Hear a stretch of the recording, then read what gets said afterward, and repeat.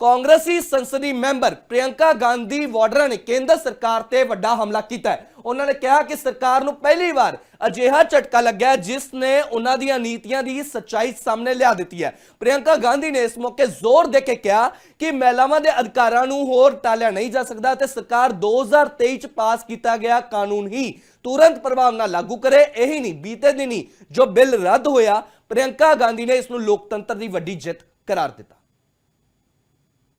महिलाएं देख रही हैं, उन्नाव को देखा, हाथरस को देखा, ओलंपिक की खिलाड़ियों को देखा, यहीं दिल्ली में सड़क पर बैठी थी, किसने पूछा उनको?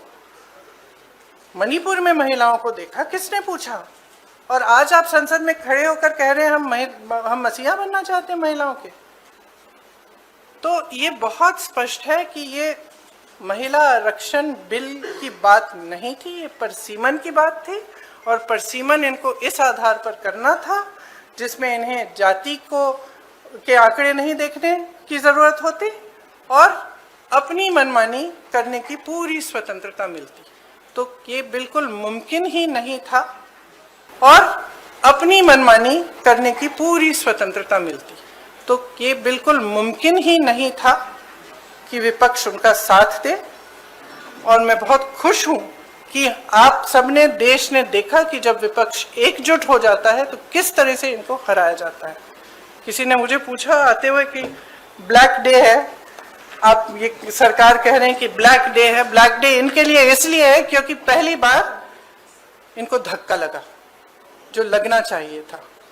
तो ये साफ है कि उन्होंने सोचा चलो पारित हो जाएगा तो जीत, पारित नहीं होगा तो हम हर नेता के सामने बाकी पार्टियों को महिला विरोधी कहकर महिलाओं के मसीहा बन जाएंगे। तो आप महिलाएं हैं, हम जानती हैं कि महिलाओं का मसीहा बनना इतना आसान नहीं है, करके दिखाना पड़ता है। एक इतिहास है, कांग्रेस पार्टी का एक इतिहास है, विपक्षी दलों का एक इतिहास है, भाजपा का इतिहास है महिलाओं के संदर्भ में। और वो इतिहास बहुत स्पष्ट है। आपके खड़े होने से सदन में उसका विपरीत कहने से कोई फर्क नहीं पड़ता। कांग्रेसी संसदी मैंबर प्रियंका गांधी वाड्रा ने केंद्र सरकार ते वड्डा हमला किया है। उन्होंने कहा कि सरकार ਨੂੰ ਪਹਿਲੀ ਵਾਰ ਅਜਿਹਾ ਝਟਕਾ ਲੱਗਾ ਜਿਸ ਨੇ ਉਹਨਾਂ ਦੀਆਂ ਨੀਤੀਆਂ ਦੀ ਸੱਚਾਈ ਸਾਹਮਣੇ ਲਿਆ ਦਿੱਤੀ ਹੈ। ਪ੍ਰਿयंका ਗਾਂਧੀ ਨੇ ਇਸ ਮੌਕੇ ਜ਼ੋਰ ਦੇ ਕੇ ਕਿਹਾ ਕਿ ਮਹਿਲਾਵਾਂ ਦੇ ਅਧਿਕਾਰਾਂ ਨੂੰ ਹੋਰ ਟਾਲਿਆ ਨਹੀਂ ਜਾ ਸਕਦਾ ਤੇ ਸਰਕਾਰ 2023 ਚ ਪਾਸ ਕੀਤਾ ਗਿਆ ਕਾਨੂੰਨ ਹੀ तुरंत प्रभाव न लागू करे। यही नहीं, बीते दिन ही जो बिल रद्द होया, प्रियंका गांधी ने इसको लोकतंत्र की वड्डी जित करार दिता। महिलाएं देख रही हैं, उन्नाव को देखा, हाथरस को देखा, ओलंपिक की खिलाड़ियों को देखा, यहीं दिल्ली में सड़क पर बैठी थी, किसने पूछा उनको? मणिपुर में महिलाओं को देखा, किसने पूछा? और आज आप संसद में खड़े होकर कह रहे हैं हम मसीहा बनना चाहते हैं महिलाओं के। तो ये बहुत स्पष्ट है कि ये महिला आरक्षण बिल की बात नहीं थी, ये परसीमन की बात थी। और परसीमन इनको इस आधार पर करना था जिसमें इन्हें जाति के आंकड़े नहीं देखने की ज़रूरत होती और अपनी मनमानी करने की पूरी स्वतंत्रता मिलती। तो ये बिल्कुल मुमकिन ही नहीं था और अपनी मनमानी करने की पूरी स्वतंत्रता मिलती। तो ये बिल्कुल मुमकिन ही नहीं था कि विपक्ष उनका साथ दे। और मैं बहुत खुश हूं कि आप सबने, देश ने देखा कि जब विपक्ष एकजुट हो जाता है तो किस तरह से इनको हराया जाता है।